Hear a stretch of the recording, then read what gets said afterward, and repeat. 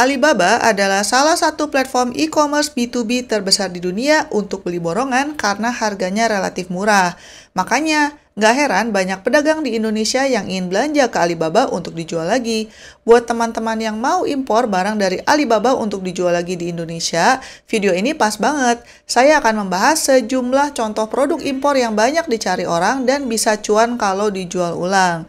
Selain itu, saya juga akan membahas bagaimana cara memilih barang untuk dijual lagi. Oh iya, by the way, ini contoh-contoh produknya saya sebutkan secara random ya, bukan berdasarkan jumlah penjualan. Contoh yang pertama adalah earbuds Bluetooth. Dengan semakin banyaknya orang yang terjebak macet di jalan, harus antri dan sebagainya, earbuds Bluetooth itu banyak peminatnya, baik di Indonesia maupun di mancanegara. Nah, Anda bisa beli earbuds Bluetooth ini dalam jumlah yang banyak dari Alibaba untuk dijual lagi di marketplace di Indonesia, atau bisa juga Anda dropship ke Amazon atau eBay di luar negeri. Kelebihan lain earbuds adalah karena produknya ringan, biasanya shippingnya juga nggak mahal, jadi kalian bisa menawarkan bebas ongkos kirim atau free shipping untuk menarik pembeli. Contoh produk yang kedua adalah lipstick. Kenapa? Karena demand-nya selalu ada dan profitnya lumayan besar.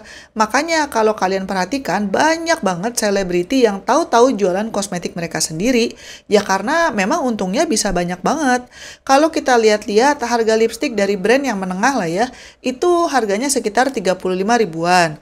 Atau kalau brand yang lebih terkenal itu malah bisa jualan di harga 50 ribuan bahkan lebih. Padahal modalnya kalau kalian beli lipstick di Alibaba itu bisa tidak sampai 10 ribu rupiah. Kebayangkan profitnya lumayan banget. Apalagi karena barangnya ringan, shippingnya juga jadi nggak mahal dan sebagai seller, Anda jadi bisa menawarkan bebas ongkos kirim atau free shipping untuk menarik pembeli. Contoh produk yang ketiga adalah casing HP. Seperti kita ketahui, berbagai brand smartphone itu rajin banget mengeluarkan versi-versi terbaru HP mereka. Karena ya itu memang cara mereka mencari keuntungan. Tapi ini juga bisa menjadi peluang bisnis untuk teman-teman karena biasanya beda versi, beda juga ukuran HP-nya. Jadinya orang yang beli HP baru biasanya mau nggak mau juga harus membeli casing HP yang baru. Saran saya teman-teman bisa jualan casing HP untuk jenis-jenis HP terbaru. Dan kalau bisa, pilihlah casing HP yang ada nilai tambahnya.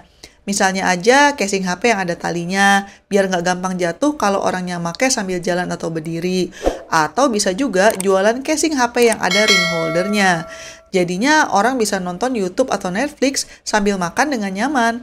Biasanya kalau ada fitur-fitur tambahan seperti ini, kalian juga bisa jual di harga yang sedikit lebih mahal untuk meningkatkan keuntungan kalian. Selain itu, casing HP juga relatif ringan. Jadinya kalian bisa menawarkan gratis ongkos kirim. Dan contoh produk impor yang keempat adalah CCTV alias kamera keamanan. Zaman sekarang sayangnya makin banyak maling nih, mau di kota besar ataupun di kota kecil. Selain itu, dengan banyaknya keluarga yang harus pakai jasa pembantu, banyak yang tertarik untuk pasang CCTV biar bisa tetap memonitor aktivitas di rumah. Untuk bisnis kecil pun pasang TV butuh banget, biar bisa mendeteksi kalau ada karyawan yang curang. Nah, ini bisa menjadi peluang bisnis untuk teman-teman jualan kamera CCTV. Produk ini pun bisa dipasarkan untuk rumahan ataupun ke bisnis kecil.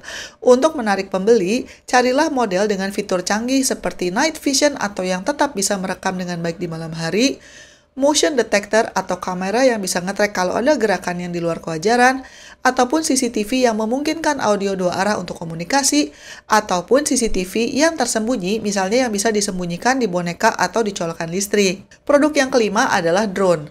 Dengan semakin maraknya sosial media, orang banyak berlomba-lomba untuk bisa punya video yang lebih keren. Salah satu caranya ya dengan punya drone supaya bisa mengambil gambar dari atas tanpa harus menyewa helikopter.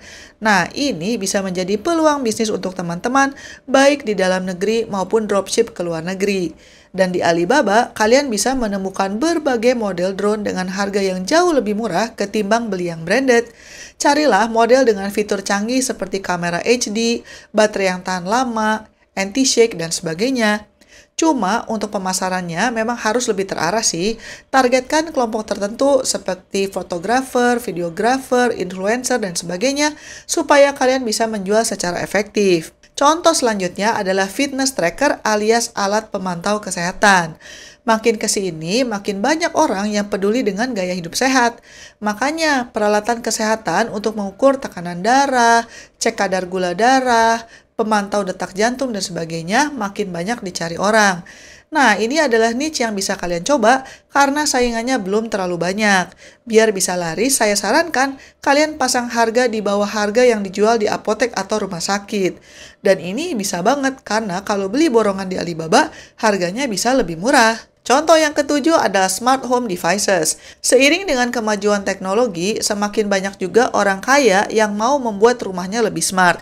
Misalnya aja biar tirai, pintu, dan sebagainya bisa dikendalikan lewat HP atau dengan suara Anda. Nah, ini bisa menjadi peluang bisnis karena orang biasanya berasumsi bahwa barang-barang high-tech itu mahal. Jadinya, Anda juga bisa jual dengan harga yang tinggi. Padahal, beli di Alibaba harganya relatif murah. Untuk melariskan dagangan Anda, selain di marketplace, Anda juga bisa bekerja sama dengan perusahaan-perusahaan yang bergerak di bidang interior design, misalnya dengan sistem bagi hasil, atau bahkan dengan developer perumahan, supaya bisa menjual dalam jumlah yang banyak. Contoh yang ke-8 adalah portable charger. Dengan semakin bergantungnya orang-orang dengan HP mereka, charger dan portable power bank banyak dicari orang. Carilah opsi dengan baterai berkapasitas tinggi atau beberapa port sekaligus untuk mencharge beberapa peralatan di waktu yang bersamaan. Contoh yang ke-9 adalah pet supplies alias peralatan untuk hewan peliharaan. Orang-orang yang miara binatang biasanya punya disposable income alias uang berlebih untuk memanjakan binatang piaraannya.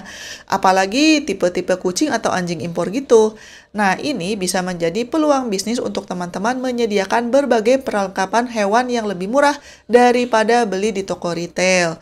Contohnya aja tempat tidur hewan, mainan, peralatan grooming, rumah panjat kucing, stroller binatang, dan sebagainya. Kalau kalian mau jualan produk untuk hewan, jangan lupa untuk menyebutkan barangnya itu cocok untuk hewan dengan range berat berapa. Ini terutama untuk anjing ya, karena beda jenis ukuran badannya bisa beda banget. Dan contoh produk impor terakhir yang bisa kalian jual ulang adalah lampu LED strip.